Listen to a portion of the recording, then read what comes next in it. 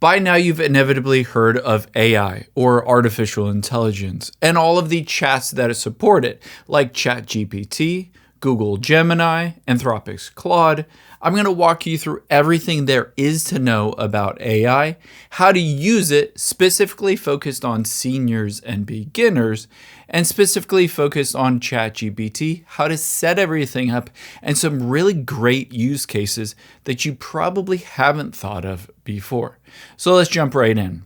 Now you can see I'm on my iPhone, but again, you can do the same steps on an Android phone, a tablet, or a computer. Now, if you are on a computer or a tablet, all you need to do is type in chatgpt.com, and you can go to the website-based version. However, I assume most of you have an iPhone or an Android, so hop into the App Store or Google Play Store and let's download the app. It'll make it a lot more useful. Tap on search at the top here, and we're going to search for ChatGPT. And tap on ChatGPT. Now, next to ChatGPT, either tap on the Get button or the little cloud in my case, and download and install this onto your, again, iPhone or Android. After it's done installing, I'll show you how to sign it up, how to set it up, and customize and use it. Let's tap on Open here, and it will look something like this. You can see immediately it says, Welcome to ChatGPT. Let's tap Continue at the bottom. And now it immediately asks you, do you want to write a prompt? However, I would highly recommend first signing up and creating an account, and I'll show you exactly why. Because the powerfulness of ChatGPT increases exponentially if you create an account and you share a couple things. So let's tap Sign Up at the top right. And then in my case, I already have an account, but if you don't have an account, just tap on Sign Up, enter in your email address, and then go through the process of setting a password. Let me just use my Face ID here to autofill my email. Oh, for whatever reason, it's not working. There we go. Hit Continue, and then again, I will autofill my password and hit Continue. Now, I've filled that in and I've logged into my account. Again, just go through the process of creating your own account. After you've done that, let's tap on the two lines at the top left. The first thing that we're going to do is tap on your profile button at the top right. Now, I said essentially you should create your own account. And the reason for that is because you can fill out for some information about yourself and your preferences on how ChatGPT should interact with you. I highly recommend setting those up first, and then I'll show you exactly how to do everything, do prompts, messaging, do photos, all that. So on here, you can see it has my email address and phone number. I have ChatGPT Plus, which you can use the free version or pay for it. However, let's scroll down, and a really important one is personalization. Tap on that. The first thing you can do is tap on base, style, and tone. You can either have it professional or friendly, candid, quirky, efficient, cynical. I just have it set to default. You can also have certain characteristics like warm, enthusiastic, headers and lists, emoji, whether you want it to have more emojis or less. In my case, I don't prefer as many emojis, so I usually hit less for that. Now, this is where it's really important. You can see custom instructions, and I'll read what I have put in there. You can customize what you want in there, but essentially, this is kind of the guideline on how you want ChatGPT to interact with you when you're messaging with it. So it says, I'd like you to say how confident you are in the answers, especially when you're less than 95% sure, and provide evidence. Ask detailed questions to confirm to 95% or higher confidence. I have an analytical mind, so I'd like you to respond with numbers, statistics, and analysis. Don't just agree with what I say. It's okay to challenge and clarify where necessary. Essentially, this is telling ChatGPT how I want it to interact with me, especially when I give prompts that are not as straightforward, like who was the first president. Stuff that is a bit more ambiguous, like where should I live in 5 years? It's a bit more ambiguous, and I want it to ask a lot of probing questions until it gets really confident in the answer. Now, let's hit the check mark to get out of here. There are other things that you can put in there as well, like your nickname, your occupation, I have more about you where I just generally describe myself. I'm 40, I make YouTube videos, I have 2 brothers, I live in Raleigh, North Carolina, stuff like that. Just put general information, and essentially it will be able to use that information to be able to build out a profile and better respond to your questions. So stuff like, hey, I'm thinking about going out to dinner somewhere in Raleigh, it will automatically know that you live in Raleigh, and then it can recommend things based on that, etc. You can also scroll down and you can see reference saved memories. Essentially, every time you chat with ChatGPT and it learns what you ask and what it responds with, it builds up a profile about you and how it should interact with you. And it also remembers all those old conversations. So essentially, if you talked about something around gardening last year, and then you wanted to pick it up again in the spring of 2026, it'll remember that entire conversation that you had last year and remember all of the things you talked about and all the information that you gave it. So pretty cool. Let's tap on save at the top right when you're done. After you've done that, and after you've personalized everything, let's tap the back arrow.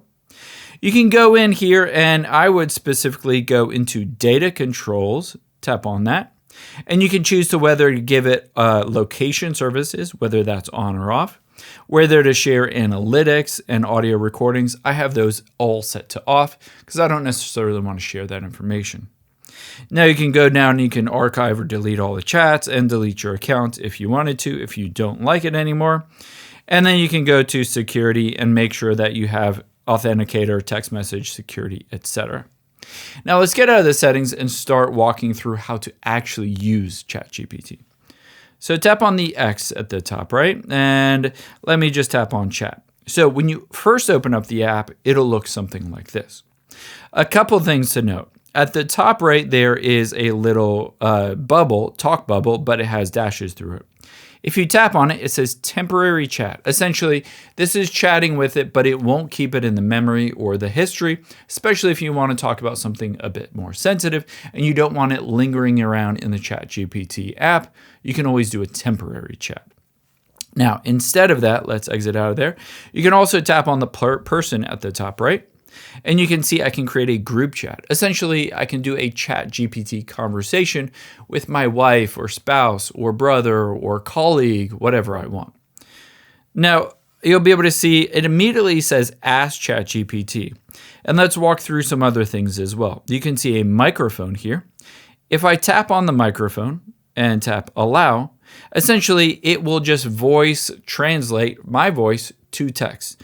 So when I'm done, I can hit the send button and it will transcribe my voice into text. So if you didn't necessarily want to type it out and you basically aren't good at typing or it takes too long, essentially you can just tap on that little microphone and talk to ChatGPT. However, they will respond to you in text. You can see here it responds in text. You can do another option here next to the microphone is the little voice thing. And essentially what this is you will speak to ChatGPT and it will just speak a response back to you. So I'll give you an example. Let me tap on it. What's the weather like in Raleigh, North Carolina today? Right now in Raleigh, it's sunny and around 86 degrees. So let's exit out of there. Essentially, it will respond back to you. This is really helpful if you're out for a walk and you just wanted to have a conversation with ChatGPT, or you're driving and you wanted to have a conversation about whatever is on your mind. You can talk to it and it will talk back to you. Now, you have a couple other things as well. You'll be able to see a plus next to Ask ChatGPT. If you tap on the plus here, you can see I can upload photos, I can upload files, I can tap create an image. Essentially, this will customize and create a new image for me. Deep research if you wanted to get a detailed report.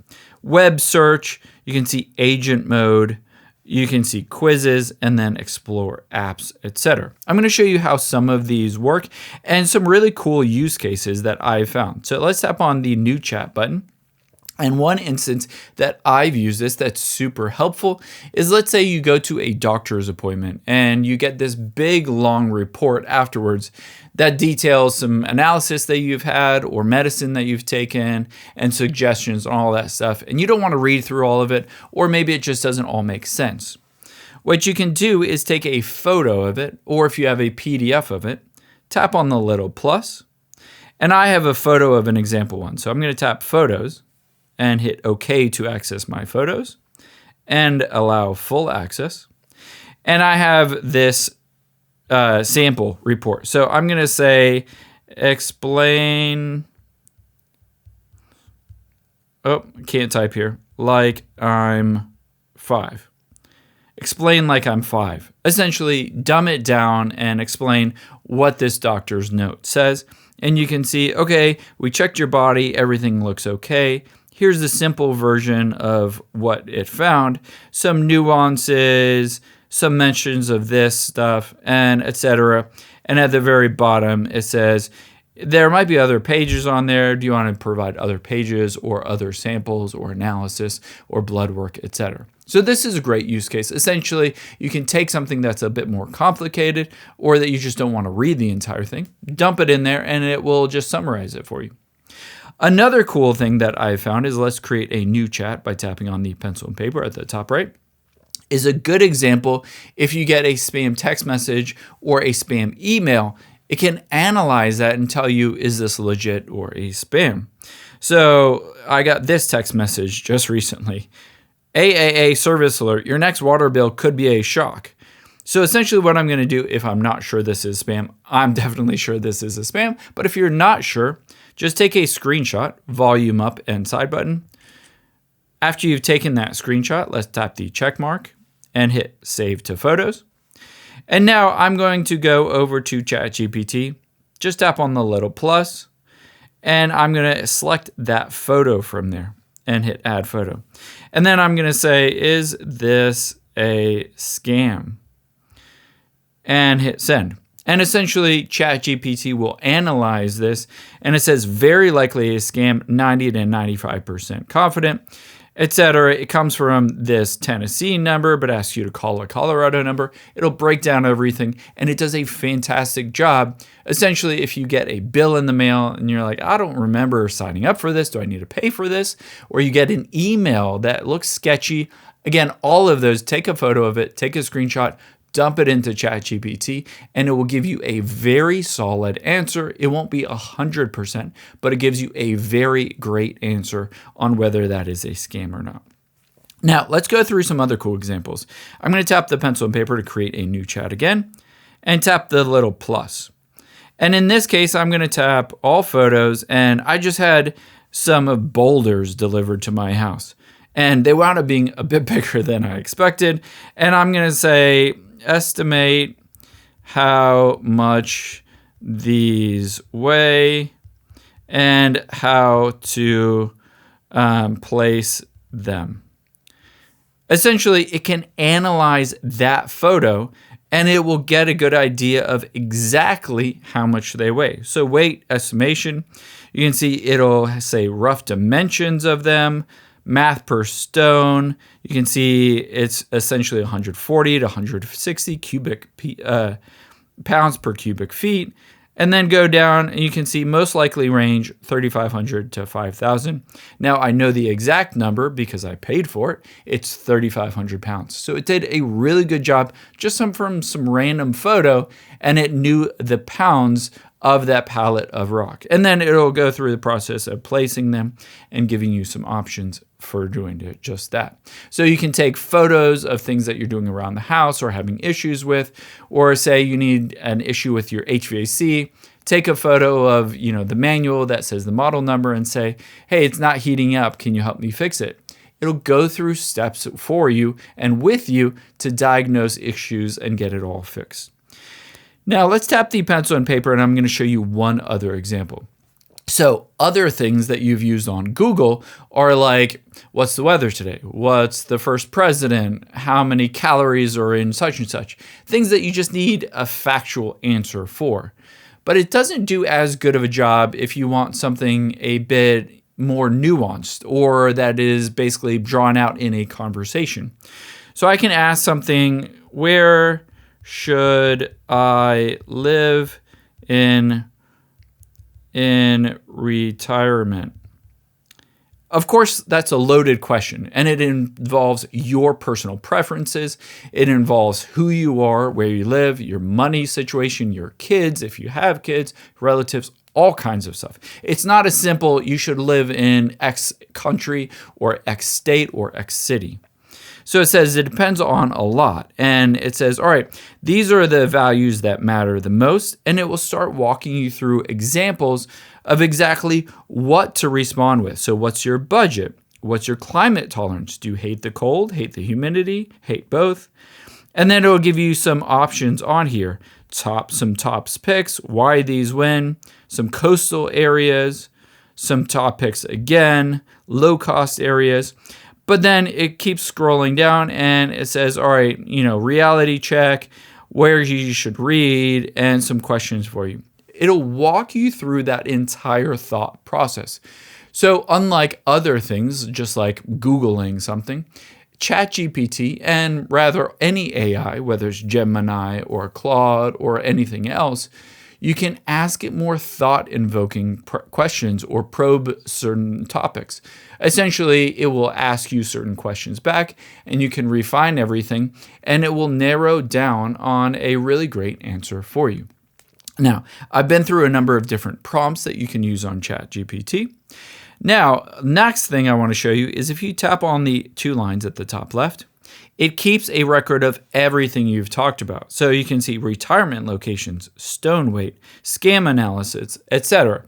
So I can always go back to these conversations and review them if I wanted to. If I had a conversation that was really great about retirement, but I forgot what it said or said some specific statistic and I want to go back, I can just tap on it here.